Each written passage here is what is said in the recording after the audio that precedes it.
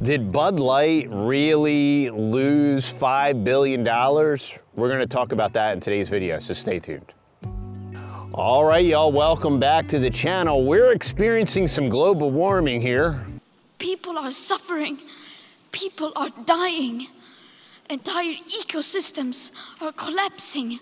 We are in the beginning of a mass extinction, and all you can talk about is money. And so I put on my jacket, and because it just keeps getting warmer here.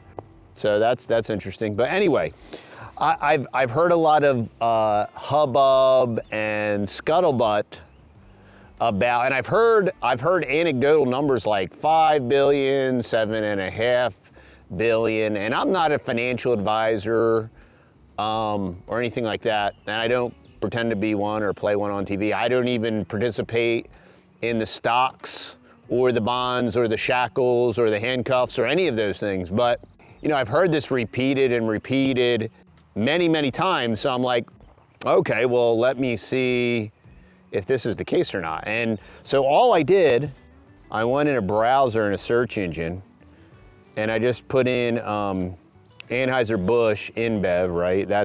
Its ticker symbol is BUD, B-U-D, right? And so I just pulled up a chart. I'm not sure, maybe I need to go to college longer or something, but if I go down to the performance and I look at a 5-day performance, now it's slightly down today, okay, at the present second.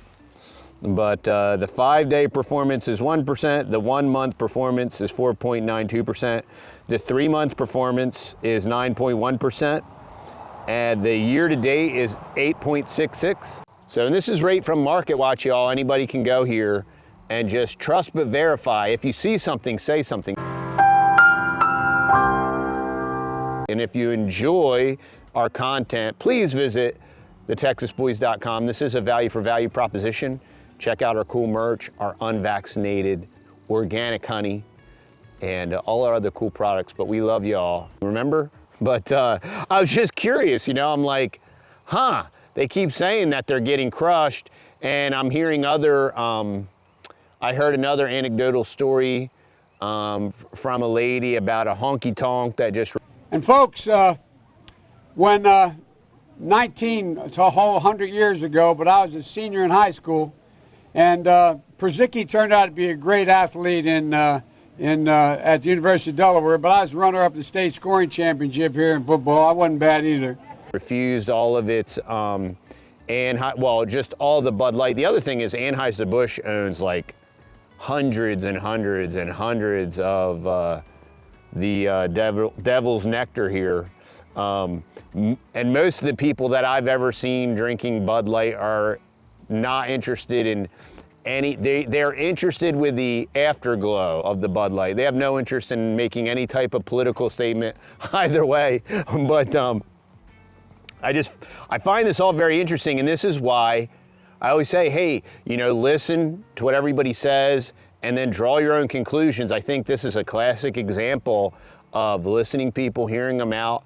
But I've heard this $5 billion, $7 billion number dozens of times, and I think a lot of it might be echo chamber, but I'm not seeing it on the chart. Now, did the company somehow lose market share? Maybe, and it hasn't negatively impacted their stock price, but, and I realize that I'm just looking at one small data point. That's another very important thing. There's lots of factors, there's lots of moving parts, there's lots of different things. So, but I'm just looking at a very quick data point that's easily accessible. And their 1-year rate of return is 10%, okay?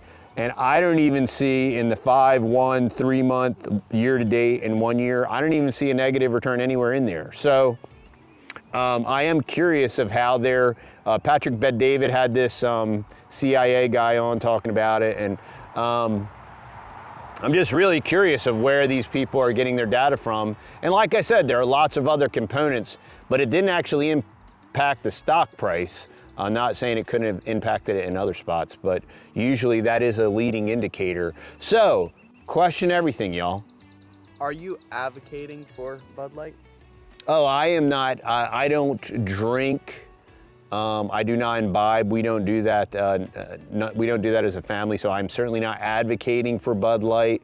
I'm not advocating for you to invest in the stock market, in stocks, bonds, shackles, floggings, or whatever type of torture you choose. I don't recommend any of those things. But yeah, I'm certainly not advocating for Bud Light.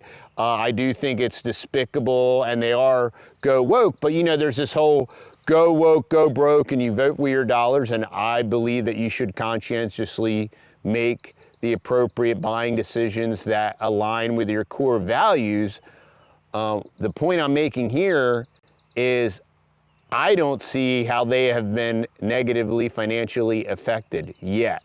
Now, maybe it will happen, and I hope it does happen. I do hope that they are negatively impacted financially. How dare you! Because of their overall arching agenda, ESG, and Transformer Decepticons. The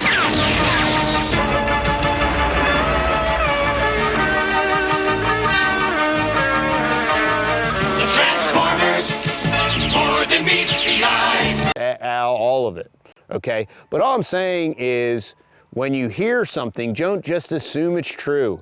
Do just a tiny little bit of research, and all I did was pull up some very basic general data that's readily accessible, and according to that data, it does not appear that Bud Light has lost any valuation, at least in their stock price. So I would, you know, it would be interesting to know how these $5 to $7.5 billion losses are being derived.